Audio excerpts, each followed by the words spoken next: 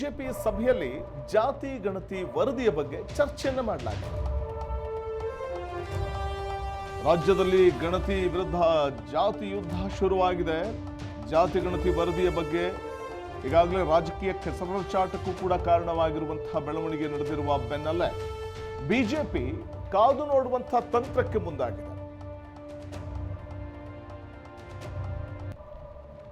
ಜಾತಿ ಗಣತಿ ವಿಚಾರದಲ್ಲಿ ರಾಜ್ಯ ಬಿಜೆಪಿ ಕಾದು ನೋಡುವ ತಂತ್ರಕ್ಕೆ ಮುಂದಾಗಿದ್ದು, ರಾಜ್ಯಾದ್ಯಂತ ಸಾರ್ವಜನಿಕರ ಅಭಿಪ್ರಾಯವನ್ನ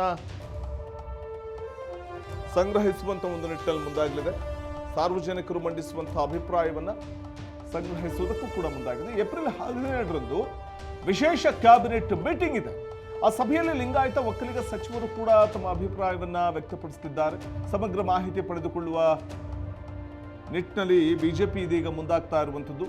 ಸಾರ್ವಜನಿಕರ ಅಭಿಪ್ರಾಯವನ್ನು ರಾಜ್ಯಾದ್ಯಂತ ಸಾರ್ವಜನಿಕರು ಮಂಡಿಸುವ ಅಭಿಪ್ರಾಯವನ್ನು ಸಂಗ್ರಹಿಸುತ್ತಿದೆ ಬಿಜೆಪಿ. ಸಮಗ್ರ ಮಾಹಿತಿ ಪಡೆದು ಮುಂದಿನ ನಿರ್ಧಾರಕ್ಕೆ ತೀರ್ಮಾನವನ್ನು ತೆಗೆದುಕೊಂಡಿದ್ದು, ಏಪ್ರಿಲ್ 17ರಂದು ಕ್ಯಾಬಿನೆಟ್ ಮೀಟಿಂಗ್ ಇದೆ, ವಿಶೇಷ ಕ್ಯಾಬಿನೆಟ್ ಮೀಟಿಂಗ್. ಆ ಸಭೆಯಲ್ಲಿ ಲಿಂಗಾಯತ ಒಕ್ಕಲಿಗ ಸಚಿವರು ಕೊಡುವಂತಹ ಅಭಿಪ್ರಾಯ ಏನಾಗಿರುತ್ತೆ, ಇದೆಲ್ಲವನ್ನು ಕೂಡ ಇನ್ನು ಸಮಗ್ರ ಮಾಹಿತಿ ಪಡೆದು ಮುಂದಿನ ನಡೆ ಕೈಗೊಳ್ಳುವ ಬಗ್ಗೆ ಚರ್ಚೆಯನ್ನ ಮಾಡಿರುವಂಥದ್ದು ಬಿಜೆಪಿ. ಜಾತಿ ಗಣತಿ ವರದಿ ಬಗ್ಗೆ ಚರ್ಚಿಸಿ ತೀರ್ಮಾನ ಕೈಗೊಳ್ಳಲು ಏಪ್ರಿಲ್ 17ರಂದು ವಿಶೇಷ ಕ್ಯಾಬಿನೆಟ್ ಸಭೆಯನ್ನ ಕರೆಯಲಾಗಿದೆ. ಇದರ ಬೆನ್ನಲ್ಲೇ ಗಣತಿಯಲ್ಲಿನ ಅಂಕಿಅಂಶಗಳ ಬಗ್ಗೆ ಒಂದಷ್ಟು ವಿರೋಧಗಳು ವ್ಯಕ್ತವಾಗ್ತಾ ಇರುವಂಥದ್ದು. ಒಂದಷ್ಟು ವಿರೋಧಗಳು ಹೊಂದಿರುವಂತಹ ಜಾತಿಗಳು ಫುಲ್ ಆಕ್ಟಿವ್ ಆಗಿರುವುದಂತೂ ನಿಜ.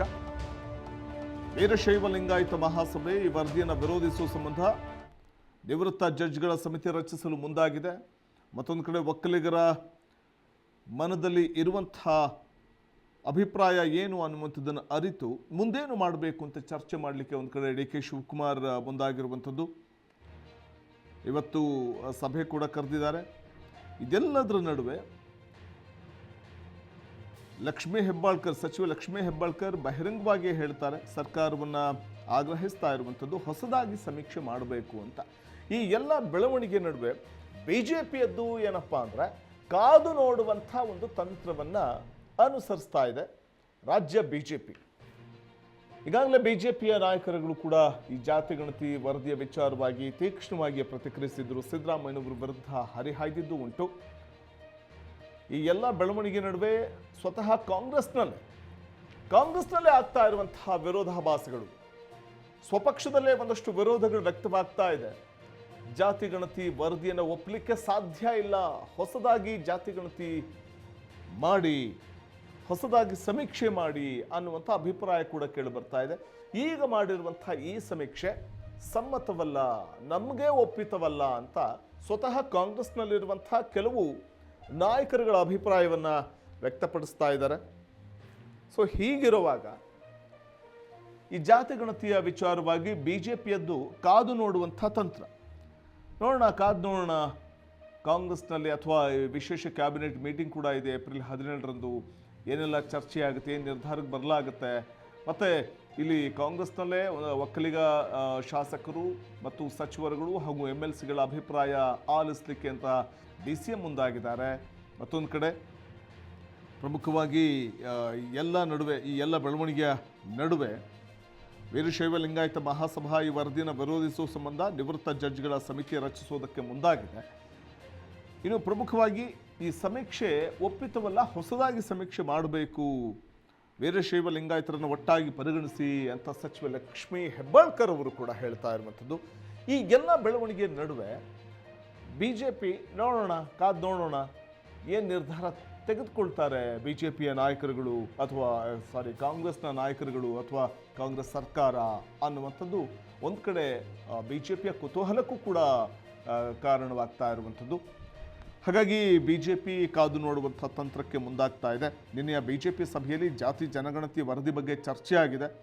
ಜನಗಣತಿ ಕುರಿತು ಮುಖ್ಯಮಂತ್ರಿ ಸಿದ್ದರಾಮಯ್ಯ ಹಾಗೂ ಕ್ಯಾಬಿನೆಟ್ ಸಚಿವರುಗಳ ನಡೆ ಏನು ಅನ್ನುವಂಥದ್ದನ್ನು ಕಾದು ನೋಡುವಂತಹ ಒಂದು ತಂತ್ರಕ್ಕೆ ಮೊರೆ ಹೋಗಿರುವಂಥದ್ದು ಬಿಜೆಪಿ. ವಿವಿಧ ಸಮಾಜಗಳ ನಡೆಯ ಬಗ್ಗೆ ಕೂಡ ಗಮನ ಹರಿಸುವಂತಹ ಕುರಿತಾಗಿ ಚರ್ಚೆಯನ್ನು ನಿನ್ನೆಯ ಸಭೆಯಲ್ಲಿ ನಡೆಸಿದ ಬಿಜೆಪಿ. ಲಿಂಗಾಯತ ಒಕ್ಕಲಿಗ ಸಚಿವರು ಶಾಸಕರ ನಡೆಯ ಬಗ್ಗೆ ಕೂಡ ಮಾಹಿತಿ ಸಂಗ್ರಹಿಸುವುದಕ್ಕೂ ಮುಂದಾಗಿರುವಂಥದ್ದು. ಲಿಂಗಾಯತ ಒಕ್ಕಲಿಗ ಸಮಾಜದ ಸಭೆಗಳ ಬಗ್ಗೆಯೂ ಕೂಡ ಮಾಹಿತಿಯನ್ನು ಕಲೆ ಹಾಕ್ತಾ ಇದೆ ಬಿಜೆಪಿ.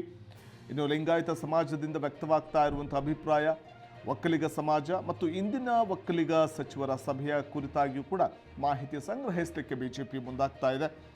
ಇನ್ನು ರಾಜ್ಯಾದ್ಯಂತ ಸಾರ್ವಜನಿಕರು ಮಂಡಿಸುವ ಅಭಿಪ್ರಾಯ ಸಂಗ್ರಹಕ್ಕೂ ಕೂಡ ಬಿಜೆಪಿ ಮುಂದಾಗುವಂಥದ್ದು. ಅದೇ ಕಾರಣಕ್ಕೆ ಕಾದು ನೋಡುವಂಥ ತಂತ್ರಕ್ಕೆ ಮುಂದಾಗಿದೆ ಬಿಜೆಪಿ. ಸಮಗ್ರವಾಗಿ ಮಾಹಿತಿ ಪಡೆದು ಮುಂದಿನ ನಿರ್ಧಾರವನ್ನು ತೆಗೆದುಕೊಳ್ಳೋಣ ಅನ್ನುವಂಥ ತೀರ್ಮಾನಕ್ಕೆ ಬಿಜೆಪಿ ಬಂದಿದೆ. ನಿನ್ನೆಯ ಸಭೆಯಲ್ಲಿ ಏಪ್ರಿಲ್ 17ರಂದು ನಡೆಯುವಂಥ ವಿಶೇಷ ಕ್ಯಾಬಿನೆಟ್ ಮೀಟಿಂಗ್ ಕಡೆಗೆ ಬಿಜೆಪಿ ತನ್ನ ಚಿತ್ತವನ್ನು ಹರಿಸಿದೆ. ಆ ಸಭೆಯಲ್ಲಿ ಲಿಂಗಾಯತ ಒಕ್ಕಲಿಗ ಸಚಿವರು ಏನು ಅಭಿಪ್ರಾಯ ಕೊಡ್ತಾರೆ, ಇದರ ಬಗ್ಗೆ ಸಮಗ್ರ ಮಾಹಿತಿ ಪಡೆದು ಮುಂದಿನ ನಡೆಯನ್ನು ಕೈಗೊಳ್ಳೋಣ, ಮುಂದಿನ ನಿರ್ಧಾರವನ್ನು ಕೈಗೊಳ್ಳೋಣ ಅನ್ನುವಂಥ ಚರ್ಚೆ ಕೂಡ ನಿನ್ನೆಯ ಬಿಜೆಪಿ ಸಭೆಯಲ್ಲಾಗಿದೆ. ಹೈಕಮಾಂಡ್ಗೂ ಸಮಗ್ರ ಮಾಹಿತಿ ರವಾನೆ ಮಾಡೋದಕ್ಕೆ ಬಿಜೆಪಿ ನಿರ್ಧಾರವನ್ನು ಮಾಡಿದೆ. ಆ ನಂತರ ವರಿಷ್ಠರ ಸಲಹೆಯಂತೆ ಮುಂದಿನ ನಡೆಯ ಬಗ್ಗೆ ಸಮಾಲೋಚನೆಯನ್ನು ನಾವು ಮಾಡ್ತೇವೆ. ಏನು ಬಿಜೆಪಿ ಹೈಕಮಾಂಡ್ ಸಲಹೆ ಕೊಡುತ್ತೆ, ಆ ಬಳಿಕ ಅದಾದ ನಂತರದಲ್ಲಿ ಆ ಸಲಹೆಯಂತೆ ನಾವು ಮುಂದಿನ ನಡೆಯನ್ನು ಅನುಸರಿಸೋಣ ಅನ್ನುವಂಥ ಒಂದು ನಿರ್ಧಾರಕ್ಕೆ ಬಿಜೆಪಿ ನಾಯಕರು ಬಂದಿದ್ದಾರೆ. ಅಲ್ಲಿವರೆಗೂ ಯಾರೂ ಏನೋ ಮಾತಾಡಿ ಯಾವುದೋ ವಿವಾದಕ್ಕೆ ಸಿಕ್ಕಾಕೊಳ್ಳುವಂಥದ್ದು ಬೇಡ ಅನ್ನುವಂಥ ಒಂದು ಒಮ್ಮತದ ನಿರ್ಧಾರಕ್ಕೆ ಬಿಜೆಪಿಯ ನಾಯಕರು ಬಂದಿದ್ದಾರೆ. ಕುತೂಹಲ ಕಡಿಮೆ ಮಾಡಿಕೊಡ್ತಾ ಇದೆ ಬಿಜೆಪಿಯ ಸ್ಟ್ಯಾಂಡ್ ಏನಾಗಿರುತ್ತೆ, ಬಿಜೆಪಿಯ ನಡೆ ಏನಾಗಿರುತ್ತೆ, ಈ ಬೆಳವಣಿಗೆಯನ್ನೆಲ್ಲವನ್ನು ಕೂಡ ಸೂಕ್ಷ್ಮವಾಗಿ ಗಮನಿಸ್ತಾ ಇದೆ ಬಿಜೆಪಿ. ಹಾಗೆ ಬಿಜೆಪಿ ಹೈಕಮಾಂಡ್ ಕೂಡ, ಕೇಂದ್ರ ಸರ್ಕಾರ ಕೂಡ ರಾಜ್ಯದಲ್ಲಿ ಜಾತಿ ಗಣತಿ ವರದಿಯ ವಿಚಾರ ಏನು ಸದ್ದು ಮಾಡ್ತಾ ಇದೆ, ಇದನ್ನು ಬಹಳ ಸೂಕ್ಷ್ಮವಾಗಿ ಕೇಂದ್ರ ಕೂಡ ಗಮನಿಸ್ತಾ ಇದೆ.